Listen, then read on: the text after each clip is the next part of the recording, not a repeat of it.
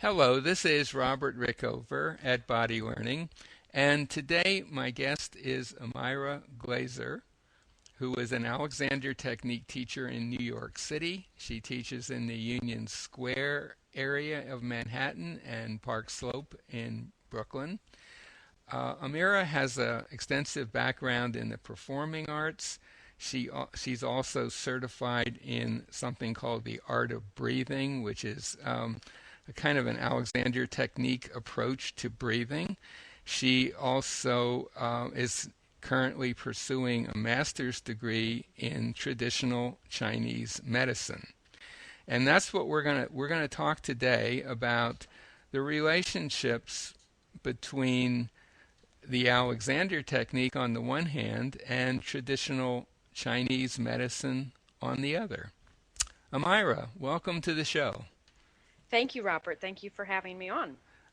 Thank you. Amira, could you begin by giving our listeners a short description of the Alexander technique? Sure. I would say that the Alexander technique is an educational approach that helps us to both identify and free ourselves from habitual interference with our natural ease and well-being. Okay, and I think for this podcast we're going to need another description, which is what is traditional Chinese medicine? Traditional Chinese medicine is sort of the catch-all phrase to include acupuncture. Is the main thing that people think of, and also Chinese herbology, the study and system of herbs, and other body work is also included in that. So Tuina massage and cupping, gua sha, moxibustion, which is an herb you burn over the skin, all of that, and also nutritional counseling. All of that comes under the umbrella of TCM. Hmm. Well, I have to say my own experience of Chinese medicine. I've been seeing someone uh, pretty regularly when I travel to Toronto. And, he puts some needles in me and typically prescribes some herbal medicines to take. I, at one point, did try to understand it theoretically. I read some books and I pretty much gave up. I Yeah. just decided, my take on it was this guy has a really good reputation. This system's been around for 4,000 years. It seems to work. I was just going to go. And when I go, I just present myself and I don't do any thinking. He takes my pulses, looks at my tongue, sticks the needles in, so on. And, when we originally thought about this topic, I thought to myself, well, that seems like, from my point of view as a patient, it was pretty passive, whereas as an Alexander teacher or Alexander student, we really like to have people present and conscious and thinking for themselves. So at first glance, it might seem like the two systems don't have a lot in common, but maybe you could explain what they do have in common. Absolutely. It's a great description too of my beginnings. I started studying acupuncture and Chinese medicine because when I was actually in my very last year of training to be an Alexander teacher, I was diagnosed with an autoimmune condition. And Western medicine has very little to offer in the way of treating autoimmune. And so I found my way to an acupuncturist and got interested in studying because I was, what is going on? What is this? Hmm. What is this system? How is the system coming from? And what's interesting to me is while the Alexander technique and TCM are significantly different in terms of methodology, um, exactly what you said in an Alexander lesson, we have a conversation, we're engaging people in a very one-on-one educational way in the course of individual lessons. And for most people in acupuncture treatment, they show up and they get their pulses taken, look, the tongue, like you mentioned, get needles, and it can seem quite passive. what is interesting to me is there are really some amazing similarities in terms of the philosophy and the approach behind that methodology. So, as an example of what I mean, um,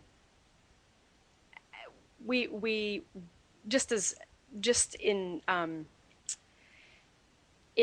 thinking of health as a process of balancing or of equilibrium, an Alexander teacher is looking for the balance of the system, that we're teaching people to help find the ways that they're out of balance, or you might even talk about the flow, where the flow of energy is getting interfered with, and helping people to find their own natural, easy alignment. And the And balance we're talking about there is, at least in part, a mechanical balance. So head balanced on top of the neck, body balanced on the chair or the floor, that kind of thing. correct, yeah. Yeah. And in TCM, the underlying thing, that the underlying principles are really, well, how is this system out of balance, and and how can we, using acupuncture, etc., how can we help the body find its own natural balancing state again? So it is not mechanical necessarily in the same way as the Alexander technique can be, but it is physical, um, and it is looking. The whole system is quite different, like you said when you read. I mean, it's quite different than Western medicine. My Perhaps maybe the simplest way to explain that in an overarching sense is that in Western medicine, we tend to look at things in a very microcosmic way. We're breaking it down to the smallest structure, Mm-hmm. and then looking at it from what's happening in the cellular level, etc. Mm-hmm. And in Chinese medicine, it's a much more macrocosmic view of how is this whole system functioning in relationship to each other. And I think there too, there's similarity with the Alexander technique, where we're really always looking at the whole person. And of course, we're very interested in that relationship of the head to the neck and the back, or the head to the spine. But when But we are we also have a concept that everything is connected with everything else in a very exactly, real way. exactly, It's not just a platitude. I mean, how you manage your head neck relationship, for example, affects everything in your body. exactly. Yeah, so I can And see that parallel. uh, Absolutely. Yeah. yeah, and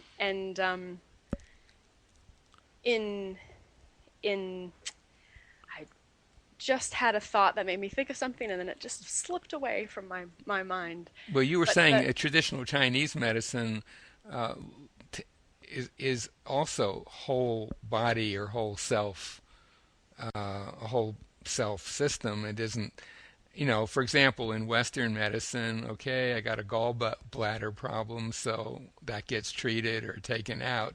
Whereas in traditional Chinese medicine, they would probably, I assume they would see that as part of a general pattern right, that and permeates the the body. patterns are as old as you said. I mean, these patterns are dating back with the oldest writings are over 2,000 years old, looking at these very complex patterns, Hmm. that in Chinese medicine there are organ systems, rather than the way we think of organs as just, like you said, a gallbladder is a single organ that you can you can take out and give some pills, and it will continue, your body will continue, as quote unquote normal. In Chinese medicine, there are systems of meridians and ways of seeing the interrelationship of all of these different organs throughout the body. Um, the And meridians, would you describe that? Would it be fair to describe that as something akin to energy flows within the body? yes, and the in not just in Chinese medicine, but in China, in a lot of different people who've studied martial arts, etc., have heard often the term qi, Hmm. and it is hard to define, perhaps, but is that idea of energy flow. And certainly I know, as an Alexander teacher and as an Alexander student, that I can really sense a difference in myself and in my students when there's energy flowing, when there's a lack of interference. with natural movement. And in the organ systems, we're looking at in Chinese medicine, we're looking at the way the qi flows internally, externally, and how having a regular, easy flow of qi, back to that idea of balancing the whole body, and that really the ongoing process of equilibrium in our whole body, that really is health. That is the state of well-being or wellness that maintains the body. So if there's sickness, there's some way that the qi is blocked, it's stagnated, or it's not flowing. And with acupuncture, etc., we're looking at getting that flowing again. Alexander said, the right thing does itself, right? And it's a very similar concept in Chinese medicine. If we can get out of the way, if we can get the interference out of the way, the body will heal itself, that the right thing can indeed do itself. So in traditional Chinese medicine, it's not so much that you're trying to create some new thing, but you're trying to see what's getting in the way, something that's blocking the flow of energy, for example, and letting go of that blockage or releasing that blockage. Would that be fair to say? Right. And that's and very, that's very analogous to the Alexander technique. exactly. Yeah. There's actually a concept, it's a Taoist concept that is called Wu Wei, or Wei Wu Wei, and is translated as unattached action, or when it's used Wei Wu Wei, it's doing, non-doing. And that concept to Westerners can be quite confusing. But for an Alexander teacher, an Alexander student, the idea of non-doing is really built into what we do and what we teach. And allowing for that natural ease to reassert itself, the ease that we had when we were children, the flow that we were able to move gracefully and easily, but now making that a conscious, a conscious choice, a conscious realization. By being conscious of what we're doing inadvertently to prevent that, and stopping those patterns.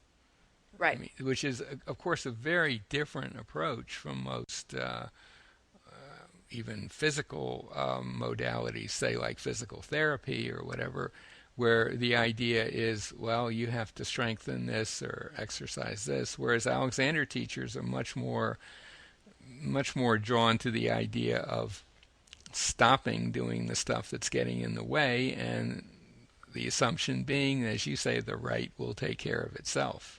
Right. In that, yeah. And to me, that was what I got interested in studying acupuncture, like I said, in my own treatments, primarily because I could feel and people have different sensitivities, this kind of thing, but I could really feel energy moving in my body. I could feel things happening, and thought it was very strange that these little, pins, these little needles were doing that. And I really wanted to know more about it. But then when I took one class to just kind of find out more, it was that excited me, that connection that to me was so Alexandrian, that connection of allowing the body to heal itself and seeing it very interconnected. And I think in the West, Alexander was really ahead of his time in terms of seeing mind and body as one thing, and that we need to address one thing. We need to address it all. And in Eastern philosophy, that concept is not so new. But in Chinese medicine, even though your practitioner may not necessarily be talking to you and getting you to consciously help in the healing process, although some do in different ways by prescribing qigong exercises and having people really take responsibility for how they eat, for example, or how much sleep they're getting. There is the really built into the medicine that you cannot separate mind, body, spirit. So there are acupuncture points called spirit points, and the organ systems include emotions and include willpower, and all of that kind of thing as part of the system. So when you treat someone, if for instance, because you brought up the gallbladder, if you're treating the gallbladder meridians, you may also be treating their courage, their ability to have the courage to make changes or to make choices in their life. Hmm. And all of that stuff really, really fascinated me as an Alexander teacher. Hmm. I think it would be useful to say a word or two about how one system might be useful for someone who's immersed in the other or who's studying the other. So maybe we could start with people who are taking Alexander technique lessons, perhaps because they've been in pain, or they're performers who want to improve the quality of their movement, their performance. Um, what how might traditional Chinese medicine enhance that process? Well, I think in the U.S., acupuncture in particular has gotten most of its press about pain, and Hmm. particularly back pain. We can talk about that more the other direction, but because of that, I think that people miss out sometimes on its real strength in being a preventative Hmm. medicine. Right. Yeah. And so for people who are interested in their overall well-being, which most Alexander students are, it can be a really helpful tool. The way the Alexander technique is a tool in helping ourselves be well and helping ourselves as a as a performer have like a toolbox that you can turn to help you with stage fright or to help you with vocal production. Um, Acupuncture and Chinese medicine can also help you just kind of realign yourself with your own health. So people can go in and just have a digestive complaint, or go in and say, I just feel really tired this week. And and and acupuncture can really help re-energize, calm the system. It's great for dealing with stress, um, and and helping you get through in an easier way, and help prevent some more significant illness from happening. Hmm. It also can be very effective with pain, so it can be I mean, I have students who have done both and find that, for a really acute back pain, etc., acupuncture can be very effective.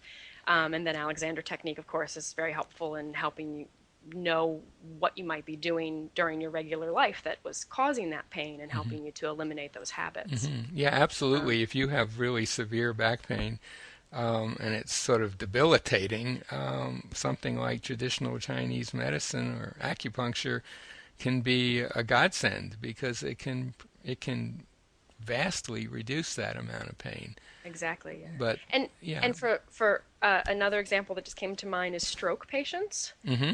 What Alexander technique can be very useful for people once they get to a certain point in rehabilitating after a stroke. And acupuncture too is really pretty amazing in getting the body to kind of wake up um, Hmm. after a stroke. So those are some of the ways that it can be very collaborative.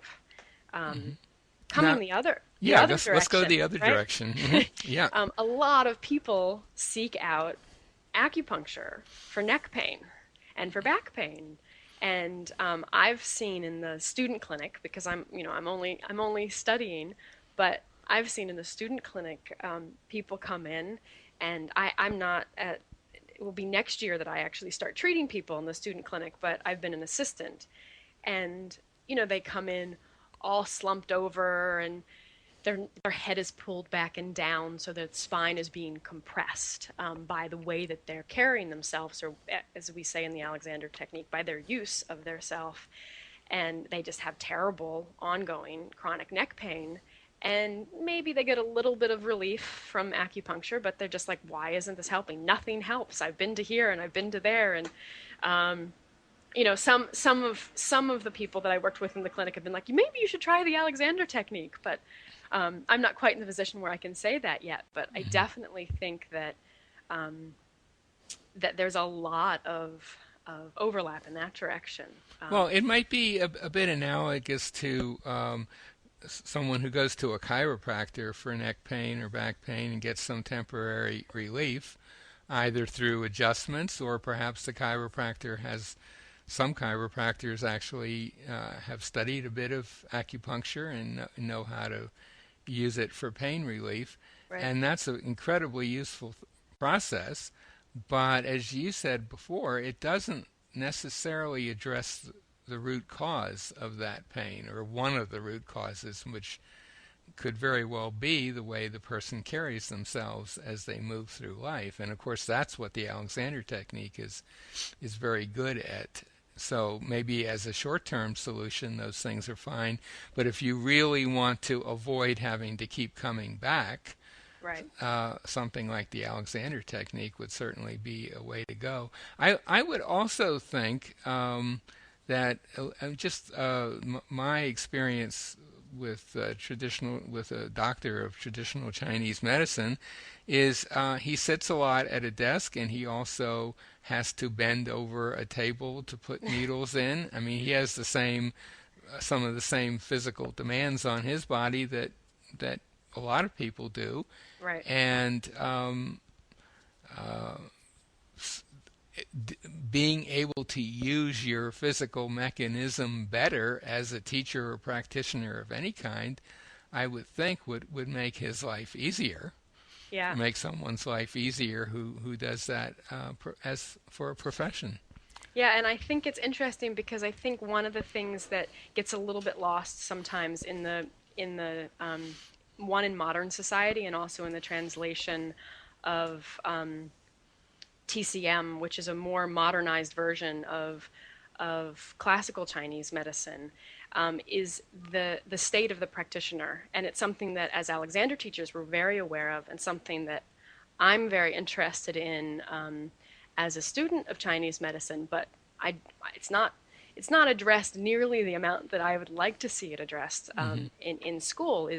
Is what is the state of the practitioner? What is the state of their health, and what is the state of their qi when they're treating? And certainly as part of the training I'm doing in Chinese medicine, there is like we take qigong classes and tai chi classes to help us understand the flow of our qi. But I have found the Alexander technique to be probably the most helpful thing, even in those classes, and understanding how I can get out of my own way and allow that to flow. And as I begin, I'm in the early stages now of actually needling patients.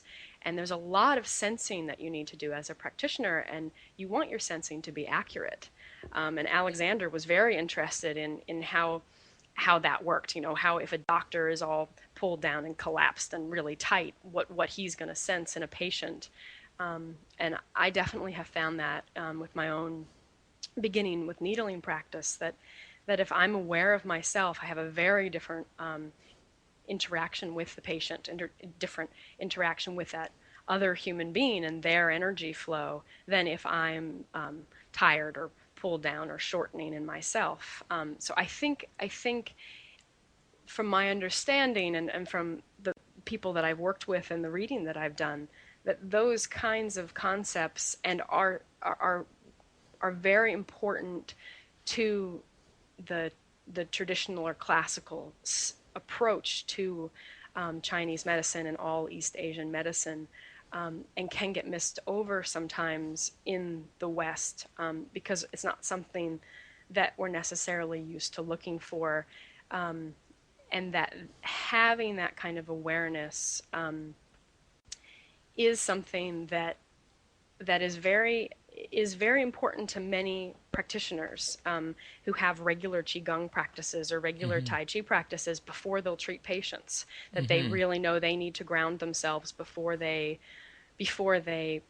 lay hands on. Right. I would think it's a bit analogous to systems like yoga and martial arts, that they developed in cultures where there were certain assumptions, underlying assumptions about people's approach to internal energy flows that don't necessarily carry over to the West. So, Absolutely. in the case of yoga, I mean, if you go to India, everyone's sitting around squatting a lot of the time, very flexible, able to do that. And the whole system of yoga developed within that context. And when it's taken to America or to Europe, um, that might get a little lost, or it might be that people are being forced into positions that they're not really able to do properly at the beginning. So Yeah. I wonder whether when when classical Chinese medicine got repackaged a bit to export to the West, that might have just got lost left out of the equation. Yeah, I think in large part it seems like it did. I think people are rediscovering that connection in the West. Hmm. Um, and also some of the medicine itself when it got repackaged, I think that happened also. So the idea of acupuncture itself being a kind of quick fix or something that you do just to relieve pain or that kind of thing is a pretty new idea. In ancient China, um, so I've been told and taught that physicians were actually paid to keep people well Hmm. and wouldn't get paid if someone in the family got sick, but they were expected to keep treating them. And there is a much more they talk about it in the medicine as treating the root versus the branch, Hmm. and that you can help alleviate some of the pain in the branch, or the issue or the sinusitis or whatever comes up, but that really the root cause is always what is most important. And most acupuncture prescriptions like will include points to help treat the root, whether or not the patient knows that, right? Hmm. But treating where looking for where does this imbalance stem from?